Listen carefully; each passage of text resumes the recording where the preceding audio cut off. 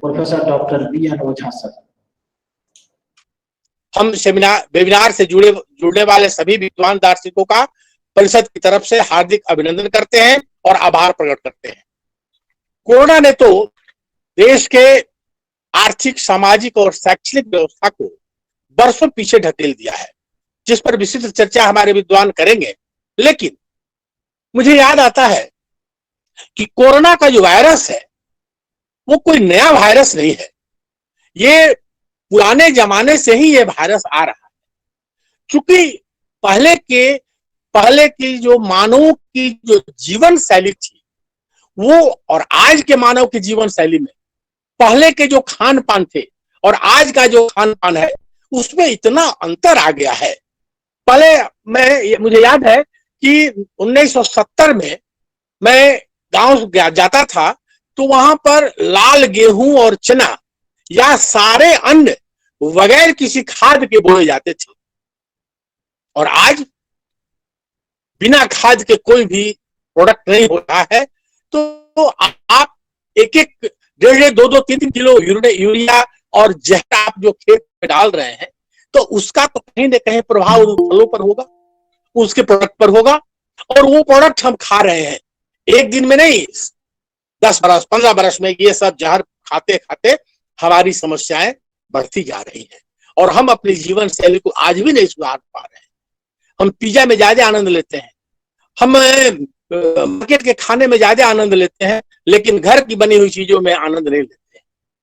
तो सवाल पैदा ये होता है कि आप अगर याद है कि हमारी दादी माँ कहा करती थी कि कोई अगर बच्चा रो रहा हो या खा नहीं रहा होगा तो कहती थी अरे जल्दी जल्दी जल्दी जल्दी खाओ नहीं तो भूख आ रहा। तो कहने का मतलब है कि डर होता था, डर पैदा किया जाता था कि बच्चे खा ले रोएंगे। आज क्या है, आज समाज में ये स्थिति हो गई है कि अरे भाई देखो तुम अमीर से रहो, सुरक्षित रहो, घर में रहो, नहीं तो तुमको कोरोना हो जाएगा। तो कोरोना हमारे लिए तो एक परेशानी का कारण बन गया है। अब इस परेशानी से निजात कैसे हम पाएंगे, इसके लिए बहुत सारे विद्वानों ने बात की है और इन्होंने तो हमको हमारी सामाजिक और शैक्षणिक व्यवस्था को, कोरोना ने हमारे सामाजिक, आर्थिक और शैक्षणिक व्यवस्था को खासकर बरसों पीछे ढकेल दिया है। इस पर विस्तृत चर्चा हम करेंगे। दूसरी बात है,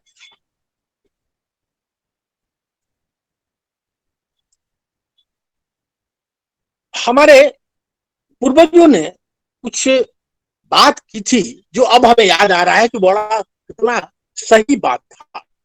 कि आप देखें ना, हमारे घरों में पहले शौचालय और स्नान घर नहीं हुआ करते थे, बाहर में होते थे, घर से बाहर।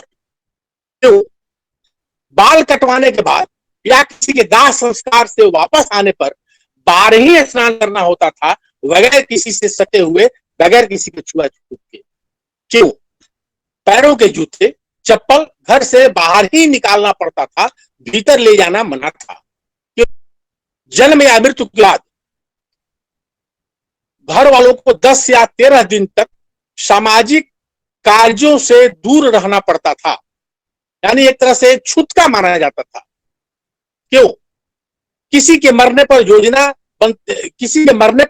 भोजन नहीं बनता था। जिस दिन वो आदमी मरता था 1-2 दिन भोजन नहीं बनता था, तथा दाह संस्कार करने वाले व्यक्ति को अपने वस्त्र शमशान घाट पर ही छोड़ के आना पड़ता था। क्यों? प्रातः काल स्नान करने के बाद घर में अगरबत्ती, कपूर, धूप एवं घंटी और शंख बजाकर पूजा की जाती थी। क्यों? आज आप देखते होंगे कि मोदी जी ने, माननीय प्रधानमंत्री जी ने कभी कहा कि घंटी और शंख बजाकर कोरोना को भगाओ, कभी दीपक जलाकर भगाओ। तो ये चीजें तो हमारे पूर्वजों ने बहुत पहले से करते आ रहे हैं। अगर हम उसी प्रणाली को सोचते रहते, उसको अब याद रखते, तो आज हमारी ये स्थिति नहीं होती।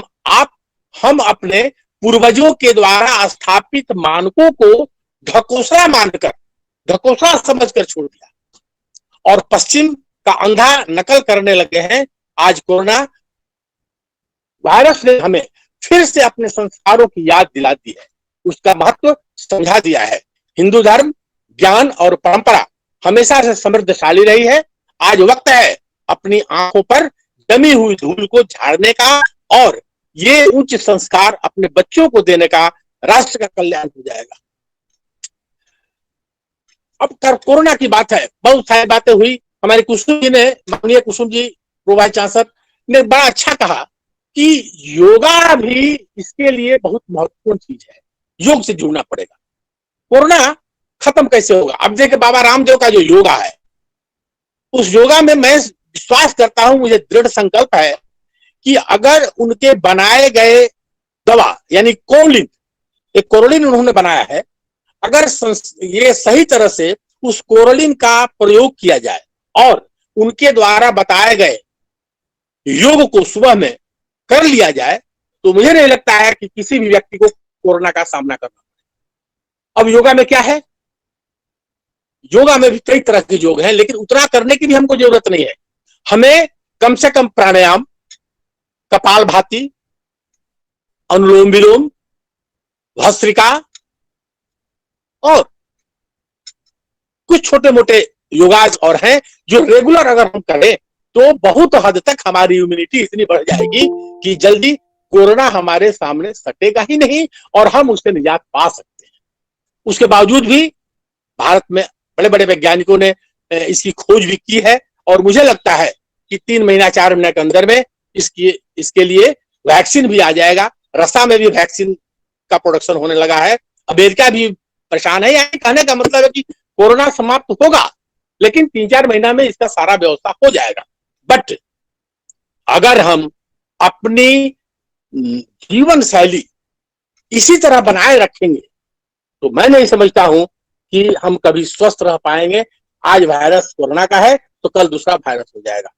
लेकिन कोरोना में जो लॉकडाउन हुआ, उस लॉकडाउन से एक फायदा जो हमें नजर आया, वो दिल्ली, पटना इतना प्रदूषित हो गया था पूरा देश कि प्रदूषण माइनस हो गया है। बहुत अच्छी स्थिति हो गई है। प्रदूषण मात्र नाम का रह गया है, अब प्रदूषण समाप्त हो गया था। लेकिन जैसे ही ये सब समाप्त होगा फिर प्रदूषण शुरू हो जाएगा, इसलिए कि हमारी जीवन शैली सही नहीं है। अब इस जीवन शैली को हमें ठीक करना पड़ेगा। पुनः मैं बीएन मंडल के माननीय कुलपति प्रोफेसर ज्ञानंजय द्विवेदी जी को भी इस सेमिनार वेबिनार के लिए हार्दिक शुभकामनाएं और बधाई देता हूं। इन्होंने आज कुलपति के पद पर रहकर बताया कि दार्शनिक ही एक अच्छा शासक भी हो सकता है। प्लाटो ने भी ये बात कही थी कि एक दार्शनिक अच्छा शासक हो सकता है। फिलोसफर किंग की कल्पना उस प्लाटो ने की थी। तो आज मुझे बहुत खुशी है कि ज्ञानंजय जी एक अच्छे पद पर, उच्चतम पद पर यूनिवर्सिटी के बैठे हुए हैं और वो एक अच्छा शासक दिख रहे हैं। बहुत सारे वेबिनार करा रहे हैं, इसके लिए मुझे उनको बहुत बधाई है। और आरसी सिन्हा साहब जो आईसीपीआर के अध्यक्ष हैं, मैं एक बात कहना चाहता हूं, उनको विशेष तरह से उनको बधाई देना चाहता हूं अध्यक्ष के नाते कि जो सेमिनार में और अधिवेशनों में उन्होंने जब आसन ग्रहण किया या अध्यक्ष के रूप में जब बैठे वहां, तो उन्होंने बहुत सारी चीजों को बदला। जैसे पहले अखिल भारतीय दर्शन परिषद को अधिवेशन के लिए 1 लाख रुपए मिलते थे, आज उस अधिवेशन के लिए उन्हें 5 लाख रुपए मिलना शुरू हो जाएगा। राज्य स्तर के जो अधिवेशन होते हैं दर्शन के, उस अधिवेशन में भी उन्होंने पहले 50,000 रुपए मिलता था, अब 3 लाख रुपए हो गए हैं। तो ये चीजें भी आरसी सिन्हा बिहार के प्रथम विद्वान प्रोफेसर हैं जो इस स्थान पर गए, इस पोस्ट पर बैठे और उन्होंने एक बड़ा निर्णय लिया कि 1,50,000 में कोई बहुत बड़ा अधिवेशन 3 दिन का नहीं हो सकता है। इसलिए उसके लिए आज की तारीख में जो उन्होंने 5 लाख और 3 लाख किया है और वो मिल रहा है, मिलेगा, तो ऐसी परिस्थिति में अब कम से कम किसी भी अधिवेशन कराने वाले को यह नहीं कहना पड़ेगा कि पैसे के कारण हम अधिवेशन नहीं कर सकते। तो शिक्षा प्रणाली में एक बहुत बड़ा सुधार इन्होंने किया और करना भी चाहिए। दूसरी बात,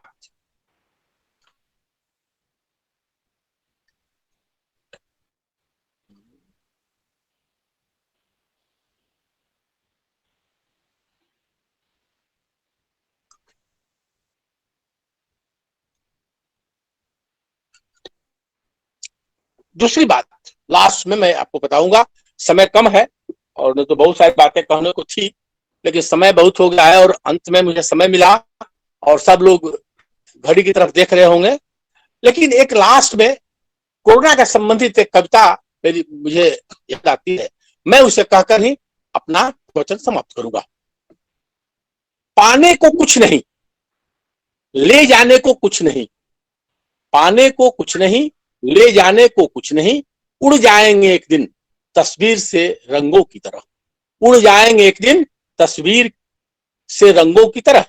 हम वक्त की टहनी पर बैठे हैं परिंदों की तरह, हम वक्त की टहनी पर बैठे हैं परिंदों की तरह, खटखटाते रहिए दरवाजा एक दूसरे के मन का, मुलाकातें ना सही आहटे आती रहनी चाहिए।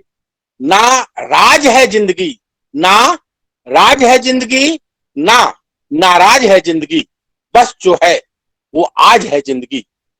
घड़ी कितनी भी मूल्यवान हो, घड़ी कितनी भी मूल्यवान हो, समय को बस में नहीं कर सकती। समय कितनी भी मूल्यवान हो, समय को बस में नहीं कर सकती है। वैसे मानव कितना भी बलवान हो, नियति को बस में नहीं कर सकता है। कोरोना संकट काल की यही दास्तान है। घर में रहें, सुरक्षित रहें और इसी कोरोना को लेकर मैं इसको देखता हूं कि राष्ट्रीय शिक्षा नीति ने जो मैकाले से अभी तक हम मैकाले के चक्कर में पड़े रहते थे, पड़े हुए भी थे, लेकिन मैकाले की शिक्षा से संबंध टूटा और एक नई राष्ट्रीय शिक्षा नीति आई और इस राष्ट्रीय शिक्षा नीति को अपनाकर अगर उस पर चलेंगे तो निश्चित तौर से कोरोना जैसे वायरस हमारे यहाँ उपस्थित नहीं होगा। रामदेव बाबा का योग हम करेंगे और योग के अनुसार दवा उनका लेंगे कोरोलिन, तो निश्चित तौर से मैं ये कह सकता हूं कि पतंजलि का योग भारतवर्ष के लिए एक बहुत बड़ी दवा है और उस दवा को हम छोड़कर इधर उधर भटक रहे हैं। इसलिए सबको मैं रिक्वेस्ट करूंगा कि वो कोरोना के भय से दूर हो और योगा को अपनावे, कपालभाति को अपनावे, प्राणायाम को अपनावे और उससे कोरोना से निश्चिंत हो जाए। धन्यवाद बहुत बहुत।